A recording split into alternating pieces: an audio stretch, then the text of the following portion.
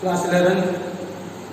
Last class में हमने straight line में एक्सरसाइज 10.3 में क्वेश्चन नंबर 15 तक कर लिया था।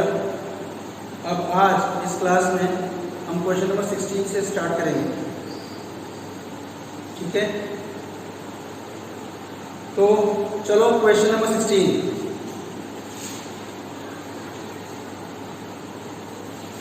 If P and Q are the lengths of perpendiculars from the origin to the lines x cos theta minus y sin theta equals to k cos 2 theta and x sec theta plus y cosec theta is equal to k respectively, then prove that p square plus 4q square equals to k square।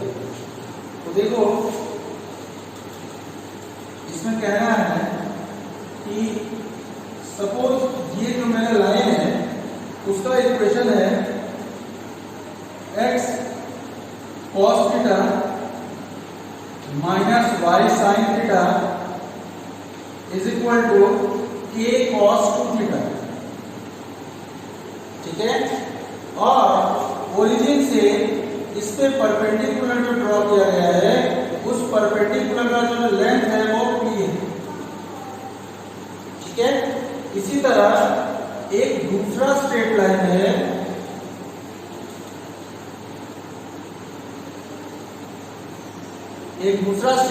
है और उसका equation दिया हुआ है x sec theta plus y cosec theta is equal to k, और origin से इस line पे जो परपेंडिकुलर ड्रॉ किया गया है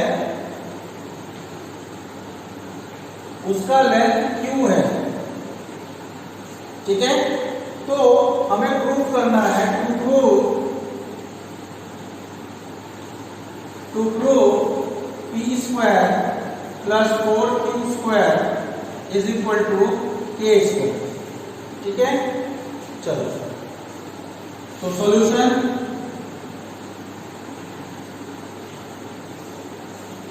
सबसे पहले हम क्या करेंगे, ये जो इक्वल की इस तरफ k cos 2 थीटा है इसको इस तरफ पे लेके आए जिससे कि ये ax plus by plus c equals to 0 के फॉर्म में हो जाए। तो ये हो जाएगा हमारा भाई x cos theta minus y sin theta minus k cos 2 theta equals to 0। Clear? अब इस इक्वेशन में हम ओरिजिन से परपेंडिकुलर का डिस्टेंस का फॉर्मूला लगाते हैं। ओरिजिन यानी कि कौन सा पॉइंट हो गया भाई, वो 0,0। ठीक ना, और 0,0 है तो जो ax1 प्लस by1 होगा वो सब हमारे 0 हो जाएंगे, क्योंकि ओरिजिन से जब हम डालते हैं परपेंडिकुलर तो उसका फॉर्मूला होता है modulus of c upon square root of a square plus b square. तो ये हो जाएगा modulus of c upon c यहाँ पे हमारा कितना है भाई minus k cos 2 theta upon square root of a square plus b square. a हमारा cos थीटा है तो cos square theta plus b हमारा माइनस sin थीटा है तो माइनस sin थीटा का स्क्वायर करेंगे तो भी हमें क्या मिलेगा प्लस sin स्क्वायर थीटा। ठीक है, और ये हमारा है p के बराबर। ये क्वेश्चन में गिवन है। अब हम क्या करें, देखो हमें प्रूफ क्या करना है, p स्क्वायर है जो प्रूफ करना है उसमें हमारा p का स्क्वायर दिया हुआ है। तो हम क्या करें कि दोनों तरफ को स्क्वायर कर दें, स्क्वायरिंग बोथ साइड्स। जब हम स्क्वायर करेंगे तो ये जो माइनस है वो हमारा प्लस हो जाएगा। तो ये हो जाएगा भाई हमारा k square cos square 2 theta और डिवाइडेड बाय ये जो cos square theta plus sin square, ये तो आइडेंटिटी है भाई, इसकी वैल्यू 1 होगी तो 1 का स्क्वायर रूट तो 1 ही होगा और 1 का स्क्वायर भी हमारा 1 ही होगा। तो यहाँ पे अपॉन में कुछ भी नहीं होगा क्योंकि नीचे तो 1 है, is equal to p square. ठीक है, अब इसको हम यहीं छोड़ दें। अब आगे चले, आगे देखो भाई, सबसे पहले हम क्या करेंगे, यहाँ पे भी इक्वल की उस तरफ जो k है उसको हम लेफ्ट साइड में लेके आएंगे। तो ये हो जाएगा x sec theta plus y cosec theta minus के इज इक्वल टू 0। ठीक है, तो अब इस यहाँ पे हम 0 0 से ओरिजिन से हम परपेंडिकुलर लेंथ का फॉर्मूला लगाएंगे। तो फिर से वही होगा हमारा modulus of c upon square root of a square plus b square, यानी कि मॉडुलस ऑफ c की जगह है माइनस के upon square root of sec square theta plus cosec square theta is equal to दिया हुआ है हमें q के बराबर। अब हमें देखो भाई यहाँ पे 4q स्क्वायर की जरूरत है। p स्क्वायर तो हमने निकाल लिया है, अब p स्क्वायर में हमें किसे प्लस करना है, 4q स्क्वायर। तो हम यहाँ पे 4q स्क्वायर निकालें। तो पहले तो हम q स्क्वायर निकालें, फिर q स्क्वायर जितना आएगा उसमें हम 4 से मल्टीप्लाई कर देंगे।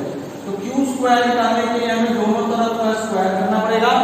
तो माइनस का स्क्वायर प्लस हो जाएगा और k का स्क्वायर यहाँ पे k स्क्वायर अपॉन ये जो स्क्वायर रूट है, स्क्वायर रूट में जब स्क्वायर करेंगे तो ये स्क्वायर रूट घट जाएगा। तो सीधा सीधा हमारे पास बचेगा sec square theta plus cosec square theta. ठीक है, तो ये हो जाएगा a square upon sec square theta को हम लिख सकते हैं 1 अपॉन cos square theta plus cosec square theta को लिख सकते हैं 1 अपॉन sine square theta is equal to q square. तो अब a स्क्वायर अपॉन एलसीएम हो जाएगा cos square theta into sin square theta. cos square theta से cos स्क्वायर थीटा कैंसिल होगा, sin स्क्वायर थीटा बचेगा ऊपर प्लस sin स्क्वायर थीटा से sin square theta cancel हो जाएगा, cos square theta into 1 cos square theta हो जाएगा ऊपर is equal to q square. अब ये जो cos स्क्वायर थीटा है तो sin स्क्वायर थीटा है वो ऊपर चला जाएगा। तो ये होगा k square into cos square theta into sin square theta upon sin square theta plus cos square theta की वैल्यू 1। इसका मतलब अपॉन में 1 होगा, तो 1 हमें लिखने की जरूरत नहीं है, is equal to q square. q square की वैल्यू आ गई। अब हमें निकालना है 4q स्क्वायर। तो 4q स्क्वायर के लिए हम क्या करेंगे, दोनों साइड में 4 से इंटू कर देंगे। तो ये हो जाएगा 4k square cos square theta into sine square theta is equal to 4q square. अब इसको हम क्या लिख सकते हैं, देखो भाई k स्क्वायर और इंटू में ही इस 4 को इन दोनों के साथ ले लें और इसको हम लिखते हैं 2 sin थीटा cos थीटा का होल स्क्वायर, ऐसा लिख सकते हैं। क्योंकि देखो 2 का स्क्वायर 4 हो जाएगा, sin square theta into cos square theta. अब ये किसने लिखा गया है, ये लिखा गया है इसलिए k स्क्वायर हो जाएगा और ये 2 sin थीटा cos थीटा हमें पता है sin 2 थीटा का फॉर्मूला होता है। तो अब sin 2 थीटा और उसका स्क्वायर यानी कि sin square 2 theta is equal to 4q square. Clear? तो देखो भाई हमें p स्क्वायर की वैल्यू मिल गई है और 4q स्क्वायर की वैल्यू भी मिल गई है। तो हमें बस इन दोनों को प्लस करना है, ठीक है ना। तो चलो प्लस करें।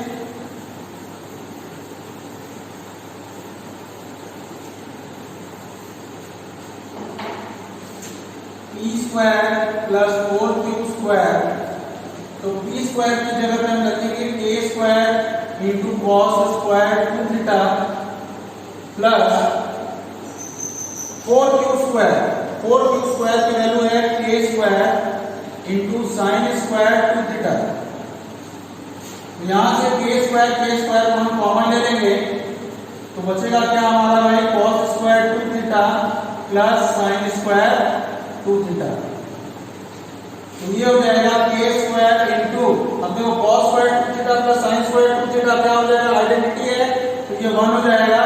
तो k स्क्वायर इंटू 1 हो जाएगा हमारा k स्क्वायर। तो it implies that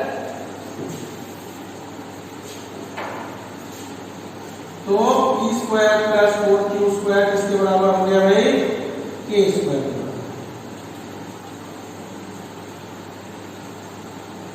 proof clear? देखो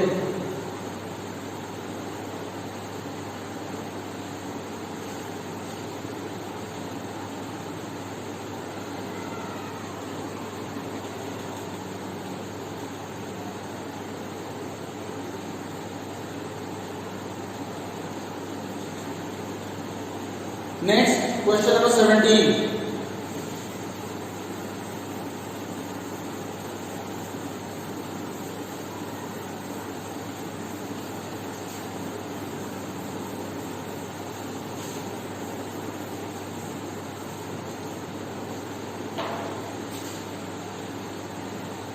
क्वेश्चन नंबर 17 देखो भाई इसमें क्या कह रहा है कि इन द ट्रायंगल एबीसी, एक ट्रायंगल एबीसी दिया हुआ है,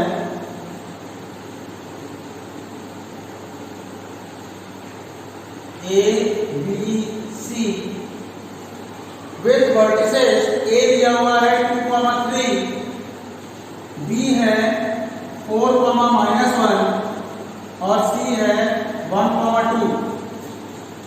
ठीक है, एक ट्रायंगल एबीसी है और ए बी और सी तीनों का वर्टिसेस हमें गिवन है। तो find the equation and length of altitude from the vertex ए। अगर हम ए से एक ऑल्टीट्यूड ड्रॉ करें, ऑल्टीट्यूड का मतलब क्या होता है, परपेंडिकुलर। तो मान लिया इसको नाम दे दिया हमने डी। तो हमें क्या क्या निकालना है, एडी का इक्वेशन निकालना है और एडी का लेंथ निकालना है। बात समझ में आ रही है? तो देखो सबसे पहले हम क्या करें कि बी और सी इन दोनों पॉइंट से पास होने वाले लाइन का इक्वेशन हम लिख सकते हैं, क्योंकि हमें दो पॉइंट मालूम है, पॉइंट बी और पॉइंट सी। तो इन दोनों पॉइंट से पास होने वाले लाइन का इक्वेशन हम लिख दें। ठीक है ना? अब जैसे ही हम इस लाइन का इक्वेशन लिख देंगे तो हमें पॉइंट ए से अगर परपेंडिकुलर डिस्टेंस निकालने का हम फॉर्मूला लगा दें तो हमें इस एडी का लेंथ मिल जाएगा। मतलब जो ये हमारा ऑल्टीट्यूड है उसका लेंथ एडी की वैल्यू मिल जाएगी। ठीक है, एक चीज हमें मिल जाएगा। अब उसके बाद हमें एडी का इक्वेशन भी निकालना है। तो एडी का इक्वेशन निकालने के लिए हम क्या करेंगे कि हमें ये पॉइंट तो मालूम है कि 2,3 है। अगर इस एडी लाइन का हमें स्लोप मिल जाए तो हम पॉइंट स्लोप फॉर्म बना देंगे, जिससे कि हमारा एडी का इक्वेशन मिल जाएगा। अब एडी का स्लोप आएगा कहां से? एडी का स्लोप देखो भाई, चूंकि एडी जो है वो बीसी के परपेंडिकुलर है। क्यों परपेंडिकुलर है? क्योंकि एडी ऑल्टीट्यूड है। ऑल्टीट्यूड का मतलब ही होता है ऐसा लाइन जो इस बीसी के परपेंडिकुलर हो। ठीक ना? तो हमें दो पॉइंट मालूम है, तो दोनों पॉइंट से हम स्लोप तो निकाल सकते हैं। अब जैसे हम स्लोप निकाल देंगे तो हमें पता है कि अगर कोई दो लाइंस परपेंडिकुलर होते हैं तो दोनों के स्लोप्स का जो प्रोडक्ट होता है वो इक्वल्स टू -1 होता है। तो वहां से अगर हमको इस लाइन बीसी का स्लोप पता है तो हम इस एडी का स्लोप भी आसानी से निकाल सकते हैं।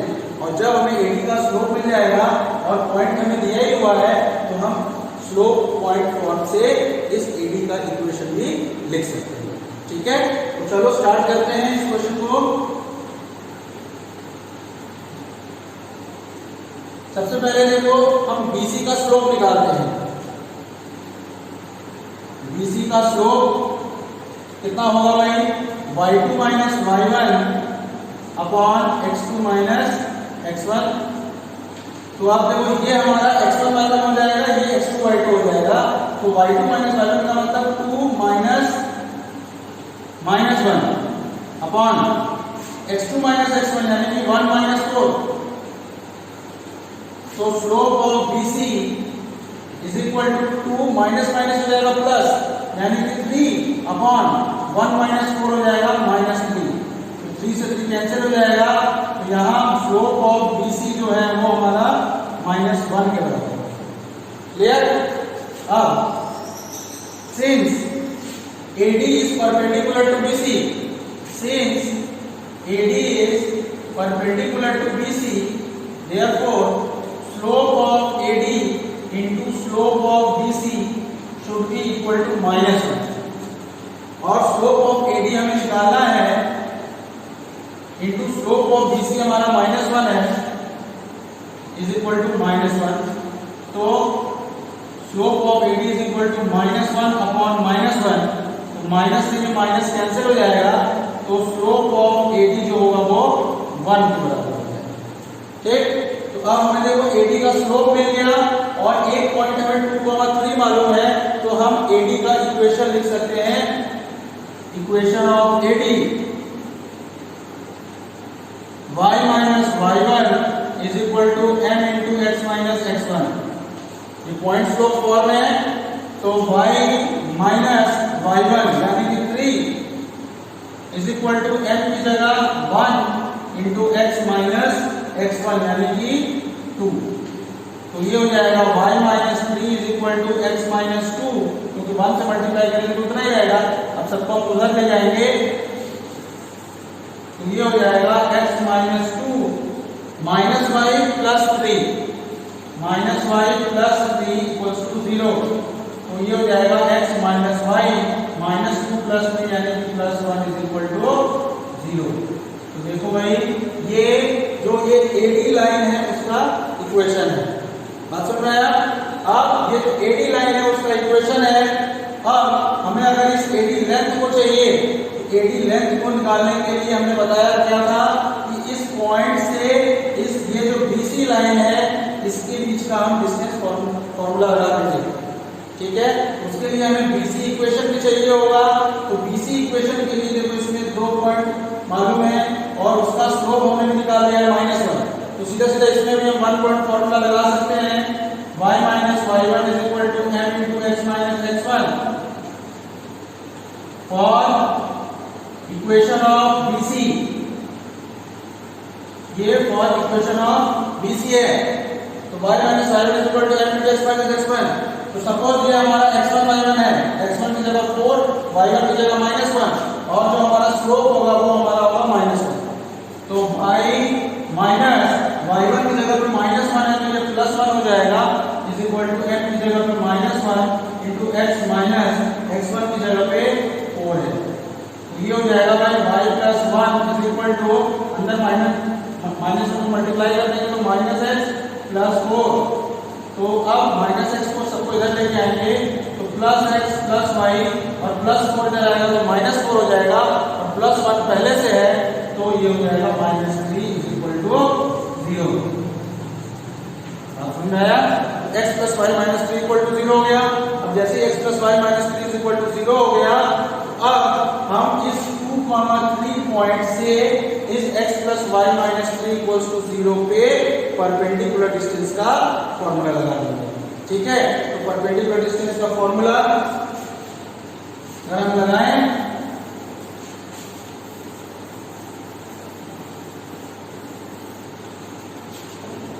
हमें पता है कि perpendicular distance AD is equal to क्या होगा, modulus of ax1 plus by1 plus c whole divided by square root of a square plus b square, ठीक है।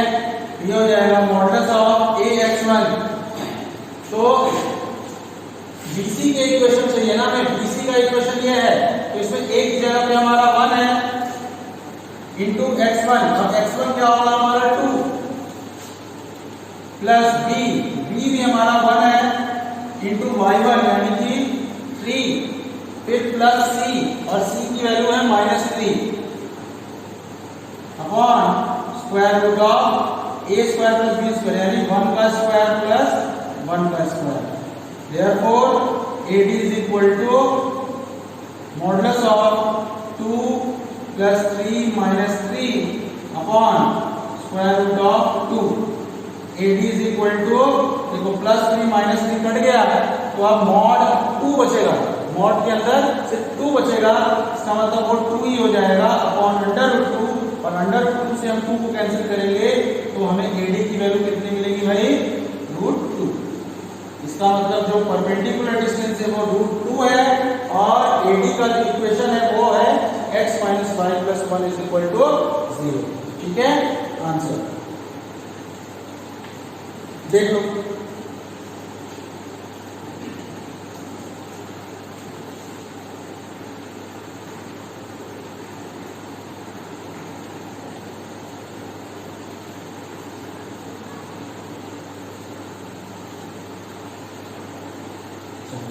Next, question number 18.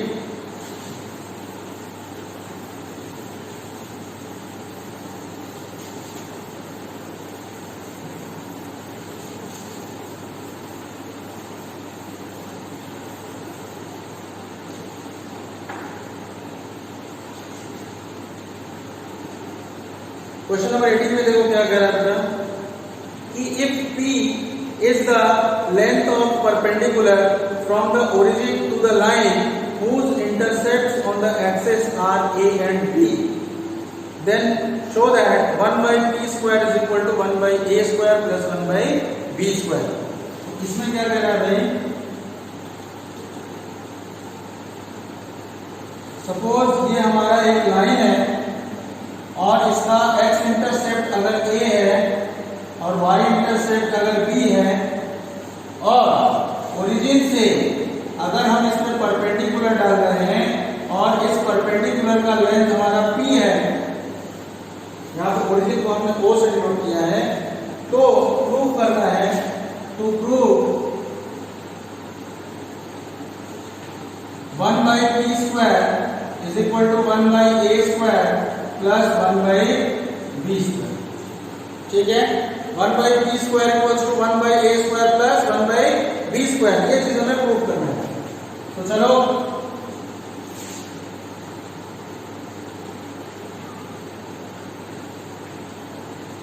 देखो भाई, सबसे पहले तो क्योंकि हमें x इंटरसेप्ट a दिया है और y इंटरसेप्ट b दिया है, तो हमारा इंटरसेप्ट फॉर्म क्या होता है पहले हम ये देखते हैं। तो इंटरसेप्ट फॉर्म में हमारा लाइन का इक्वेशन कैसा होता था, x upon a plus y upon b equals to 1, where a is considered as our x intercept and y is taken as b is taken as y intercept. ठीक है, तो x upon a plus y upon b is equal to 1। अगर हम LCM ले लें तो a b हो जाएगा एलसीएम, a से a कैंसिल होगा तो bx plus ay is equal to 1, cross multiply करेंगे तो bx plus ay is equal to ab, और ab को अगर हम इधर लेके आए तो bx plus ay minus ab is equal to 0। ठीक है ना, तो ये एक्चुअली हमारा जो ये लाइन है उसका इक्वेशन है। अब हमें परपेंडिकुलर से ओरिजिन से परपेंडिकुलर ड्रॉ किया जा रहा है, ओरिजिन से परपेंडिकुलर ड्रॉ किया जा रहा है। तो ओरिजिन का मतलब 0,0, ओरिजिन का मतलब क्या होता है 0,0। तो अब 0,0 से अगर हम परपेंडिकुलर ड्रॉ कर रहे हैं तो सिंपल फॉर्मूला क्या होता है, modulus of c upon square root of a square plus b square. तो अब देखो भाई,